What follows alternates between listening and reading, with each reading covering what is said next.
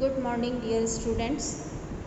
BA part second year की आज की ड्राइंग एंड पेंटिंग की क्लास में आप सभी का एक बार फिर से स्वागत है। पिछले वीडियो में हमने बाघ गुफाओं के बारे में अध्ययन किया था, जिसमें हमने बाघ गुफाओं की स्थिति, साथ ही उसके परिचय और समय आदि के बारे में अध्ययन किया था कि ये गुफाएं कहाँ पर स्थित हैं, इनका परिचय कहाँ है, इनका परिचय कि ये कहाँ स्थित हैं, इनकी स्थिति क्या है, भारत में ये कहाँ मिलती हैं। साथ ही इन गुफाओं के विभिन्न मतों के अनुसार जो समय काल जो निर्धारित किया गया उसके बारे में भी हमने चर्चा की थी। आज के वीडियो में हम इन्हीं बाघ गुफाओं के क्रम में आगे चलते हुए इन बाघ गुफाओं की खोज और इनके प्रसिद्ध इस गुफा के जो चित्र हैं उनके बारे में हम अध्ययन करेंगे। सबसे पहले हम ये जानेंगे कि विश्व के सामने ये गुफाएं किस प्रकार आईं, अर्थात इनकी खोज किस प्रकार हुई और किसने की और कब इनकी खोज की गई, इनकी खोज का समय क्या था, खोज किसके द्वारा की गई और किस प्रकार हुई। तो खोज की बात यदि हम करें कि ये गुफाएं हमारे सामने किस प्रकार आईं, तो इस प्रकार है कि आधुनिक समय में इन गुफाओं की खोज लेफ्टिनेंट डेंजर फील्ड नामक एक वास्तुकला के विद्वान थे, जिन्होंने इन गुफाओं की खोज सन 1818 ईस्वी में की थी। इसके बाद डॉक्टर ई इम्पे आप भी एक काफ़ी माने हुए विद्वान थे, जिन्होंने बाघ गुफाओं पर इसकी खोज के बारे में और इन गुफाओं पर एक विस्तृत लेख प्रकाशित करवाया था। 1907 से 1908 के मध्य कर्नल C.E. लुवार्ड ने इस पर एक लेख पुनः प्रकाशित करवाया, जिसके द्वारा भी हमें इन गुफाओं के बारे में जानकारी प्राप्त हुई। इसके बाद सन 1910 में असित कुमार हलदार ने कुछ इन गुफाओं में जो चित्र चित्रित हैं उनके रेखा चित्र यानी स्केच बनाकर उसके साथ एक अपना लिखा हुआ लेख भी प्रकाशित किया, जिसके द्वारा 1910 में ये चित्र पुनः हमारे समक्ष आए। इसके बाद 1925 में मुकुल चंद रे ने अपने इन गुफाओं और यहाँ पर जो चित्रित चित्र हैं उन पर अपने विचार प्रकाशित किए। बाघ गुफाएं अजंता से लगभग 240 किलोमीटर की दूरी पर स्थित हैं। यहाँ के चित्र श्रेष्ठ कृतियों के उदाहरण माने जाते हैं। ये गुफाएं क्योंकि बुरबुरे पत्थर की थीं, इसलिए यहाँ पर इन चित्रों को चित्रित करने में काफ़ी अधिक मेहनत लगी, इसलिए ये चित्र कुछ क्षत विक्षत अवस्था में भी हमें पाए गए। और यही कारण था कि ये गुफाएं बुरबुरे पत्थर की हैं। ये प्रमुख कारण है कि इसके कारण यहाँ पर मूर्ति कला का हमें अभाव मिलता है।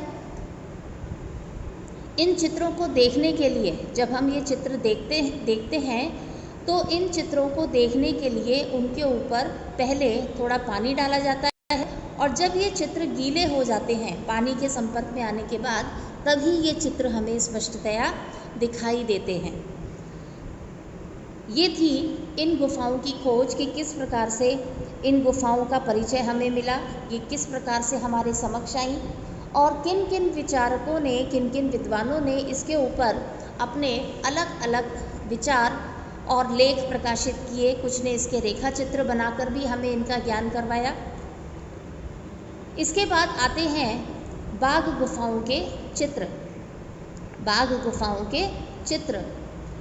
बाघ गुफाओं के जो सबसे अच्छे चित्र हैं वो चौथी और पांचवी गुफा के बाहरी बरामदे की भीतरी दीवार पर या गुफाओं के जो सामने की दीवार है उसके ऊपरी भाग में सुरक्षित थे, किंतु बरामदे की छत यहाँ पर गिर जाने के कारण काफ़ी चित्र लगभग नष्ट हो गए हैं, जिसके अतिरिक्त दर्शकों ने इन चित्रों पर या इन स्थानों पर अपने नाम लिख कर भी इन चित्रों को बहुत अधिक क्षति पहुंचाई, जिसके कारण भी ये चित्र नष्ट हुए। बाघ गुफाओं के चित्रों की यदि हम बात करें तो यहाँ पर 7 दृश्य लगभग चित्रित पाए जाते हैं, जिन पर हम अभी आगे चर्चा करेंगे। पहला दृश्य है, सबसे पहले जो पहला दृश्य है उसका वर्णन इस प्रकार है। अधिकांश चित्र चौथी गुफा के सम्मुख भाग में प्राप्त होते हैं। इसके द्वार के ऊपर 2 दृश्य अंकित हैं, जिसमें पहले दृश्य में 2 स्त्रियां एक छज्जे पर बैठी हुई हैं, जिसमें से एक शोकाकुल है और अपनी दाहिने हाथ में लगे वस्त्र से अपने मुंह को छिपाए हुए है।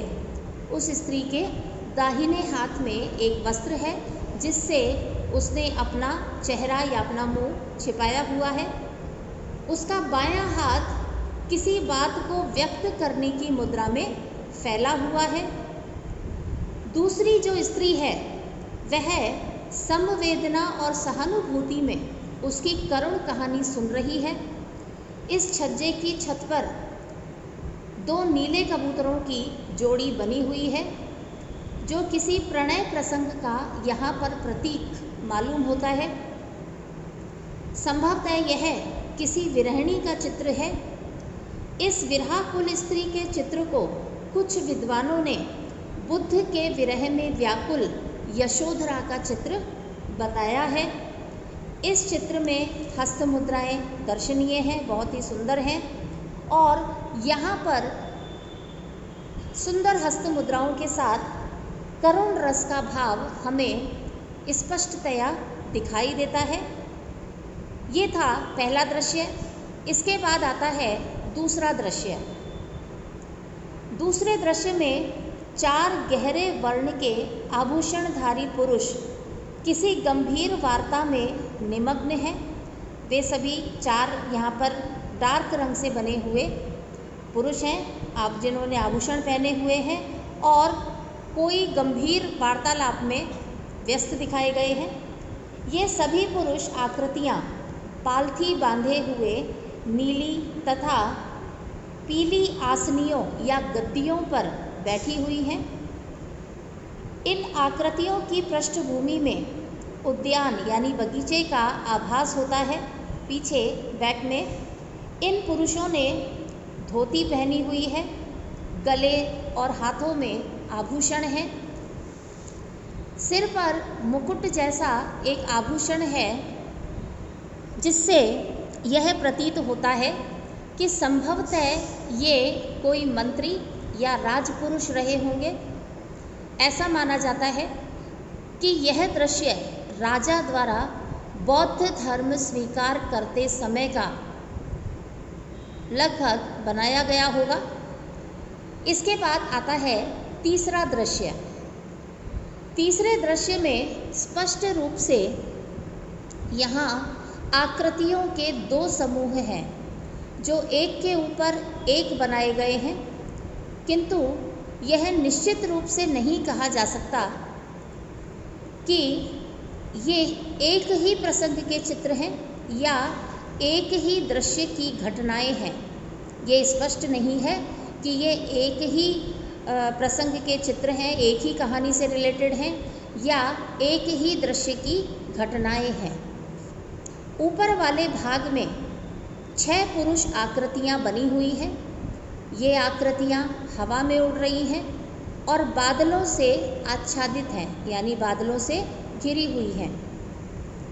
नीचे वाले भाग में केवल 5 सिर शेष बचे हुए हैं, जो स्पष्ट रूप से गायिकाओं के चित्र हैं, क्योंकि बीच वाली स्त्री के हाथ में एक वाद्य यंत्र है, जिससे हमें यह पता चलता है कि यह गायिकाओं का दल है। एक के हाथ में वीणा है और कुछ के हाथ में अन्य दूसरे वाद्य यंत्र हैं। इन स्त्रियों के जो केश हैं, जो बाल हैं, वे जूड़े में बंधे हुए हैं। इस चित्र में नीले रंग से जड़ाऊ आभूषण बनाए गए हैं, जो कि बहुत सुंदर हैं। यह नीला रंग लेपिस लाजुली है, जिसका प्रयोग हमें अजंता के चित्रों में भी दिखाई देता है।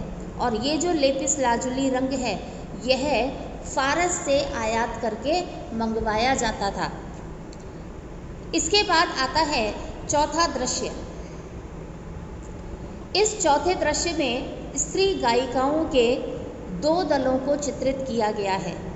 ये चित्र बाघ गुफा के समस्त चित्रों में अपनी मंडलाकार यानी सर्कुलर मंडलाकार व्यवस्था, लय तथा सुंदरता के कारण बहुत प्रसिद्ध है।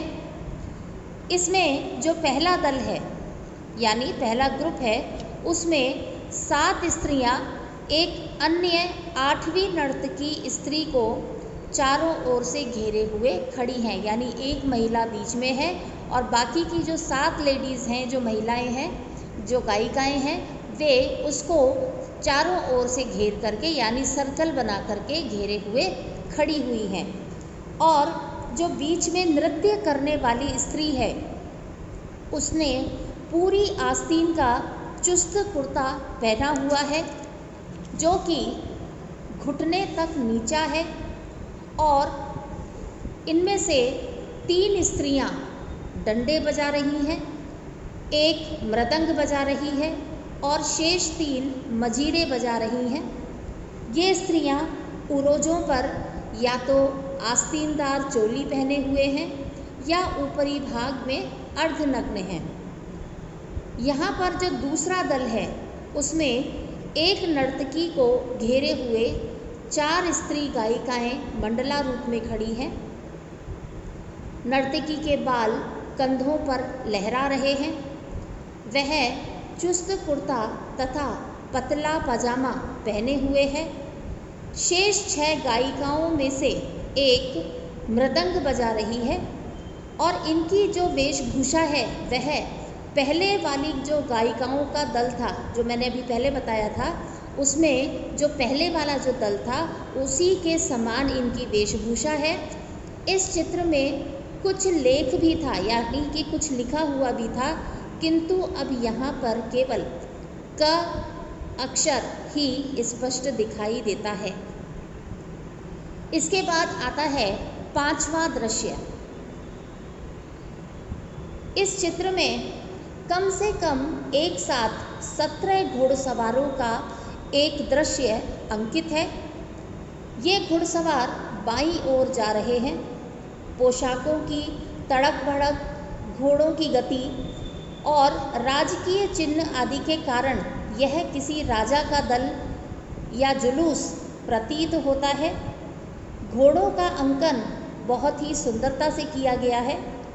इस दल के समस्त सवार जितने भी इस जुलूस में व्यक्ति हैं, वे चुस्त बाने के समान एक पोशाक पहने हुए दर्शाए गए हैं और उनके सिर के पिछले भाग पर पीली या सफ़ेद रंग की पगड़ी लगी हुई है। इसके बाद आता है छठा दृश्य। छठे दृश्यों में एक हाथियों का जुलूस दिखाया गया है। इस दल में 6 हाथी और 3 घुड़सवार हैं, परंतु घुड़सवारों में से अब केवल एक ही स्पष्ट दिखाई देता है। बाकी के जो घुड़सवार हैं वे नष्ट हो गए हैं, सिर्फ एक ही घुड़सवार अब दिखाई देता है। छठा दृश्य तोरण के द्वारा 7वें दृश्य से अलग हो जाता है। इस चित्र में एक व्यक्ति हाथी पर हाथ में कमल पुष्प लिए हुए या धारण किए हुए बैठा है। इसके सिर पर छत्र लगा है तथा पीछे एक अंगरक्षक चंवर झल रहा है। इसके बाद आता है 7वां दृश्य। इस 7वें दृश्य में छठे दृश्य के विरोध में, यह जो 7वां दृश्य है यह छठे दृश्य के विरोध में यानी उसके अपोजिट दूसरी ओर बनाया गया है, यानी उसके अपोजिट ही बनाया गया है। इसमें 4 हाथी हैं और 3 घुड़सवार हैं जो कि अपने गंतव्य स्थान तक आ गए हैं। हाथी विश्राम करने के लिए बैठ गए हैं। यहाँ पर 2 पैदल आदमी हैं जिनके हाथों में तलवारें और भाले हैं। इन सब का ध्यान सामने एक भवन है जिस पर केंद्रित है। निकट ही आम्र वृक्ष से एक नीला कपड़ा लटका हुआ है और नीचे जलपात्र है। साथ ही एक धर्म चक्र भी दर्शाया गया है। इसके पास ही एक केले का वृक्ष है जिसके नीचे भगवान बुद्ध बैठे हुए बनाए गए हैं और एक शिष्य को उपदेश देते हुए अंकित किए गए हैं। इसके बाद यहीं पर एक अन्य चित्र है जिसमें हाथी पर अंकुश लिए महावत है और पास में नीचे एक पुरुष सो रहा है। 2 स्त्रियां यहाँ शोकमग्न हैं।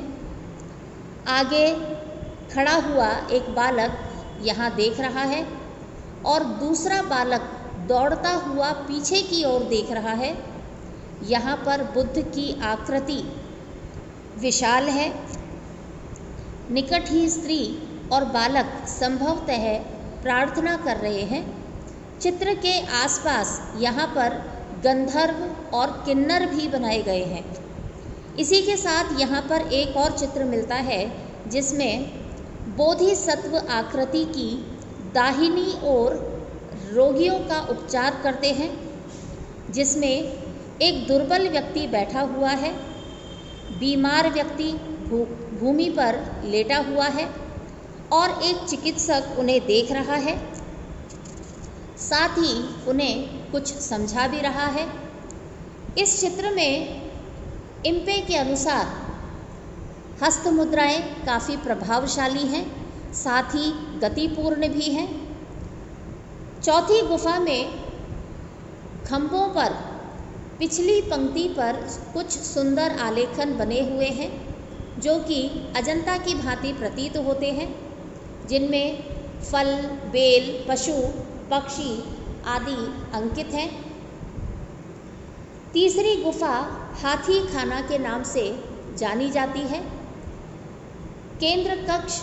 इसका केंद्र कक्ष जो है वह बोधिसत्वों का रहा होगा। पीछे केवल अब आभा मंडल रह गया है और पास ही चीवर युक्त कुछ आकृतियां हैं। चौथी गुफा के उत्तर की ओर भी कुछ चित्र अवशेष प्राप्त होते हैं जो अधिक लगभग स्पष्ट नहीं है। छठी गुफा में गौतम बुद्ध के यहाँ पर अनेकों चित्र हैं, जिसमें उशनीश बुद्ध हैं जो कि सुंदर चित्र अब अवशेष मात्र रह गया है। बाघ गुफाओं में काले, सफ़ेद तथा हिरौंजी के रंग के प्रयोग से यहाँ पर आलेख उत्तम बनाए गए हैं जो कि लय तथा आकारों की पूर्णता में अजंता को मात करते हैं। इन आलेखों से मनमुग्धकारी पक्षी, शुक, सारिका, कुक्कुट, हंस, कोयल, मोर, सारस, चकोर तथा बतख आदि का कमलनाल, लताओं तथा पुष्पों के बीच बीच में इनका अंकन किया गया है। यहाँ जो रंगीन चित्र मिलते हैं उनमें नीले, लाल और पीले विरोधी रंगों का उनमें प्रयोग किया गया है। कार्ल खंडालावाला ने, एक विद्वान हैं जिनका नाम है कार्ल खंडालावाला, ने एक स्थान पर मुर्गी या चूजों वाला चित्र भी यहाँ पर बताया है। यहाँ चट्टानें बलुए पत्थर की हैं, जैसा कि मैंने पूर्व में बताया, जो कि शीघ्रता से नष्ट होती हैं। इस पर पहले चूने का प्लास्टर चढ़ाया जाता था, फिर रेखांकन होता था और उसके बाद सपाट वॉश रंगों से रंगा जाता था। इसके बाद गोलाई या उभार देने के लिए आसपास में गहरे रंग लगाए जाते थे। रंगों के नरम पत्थर को पीसकर मूल रंगों को ही चित्र में भर दिया जाता था और पत्थर की वजह से छोड़ दिया गया होगा या कुछ यहाँ पर जब हूणों के आक्रमण हुए उसके कारण भी यहाँ पर कार्य अधिक अधूरा रह गया था। यहाँ पर रेखाओं का प्रयोग हमें अधिक मिलता है और जो पक्षी चित्रण मिलता है उनमें हमें सजीवता अधिक दिखाई देती है। ये था आज बाघ गुफाओं का परिचय के साथ हमने आज खोज और बाघ गुफाओं की जो प्रसिद्ध दृश्य हैं, जो प्रसिद्ध चित्र हैं, उनके बारे में हमने चर्चा की। आज के लिए बस इतना ही। इसके बाद हम नए विषय पर नए वीडियो में मिलेंगे। तब तक के लिए धन्यवाद।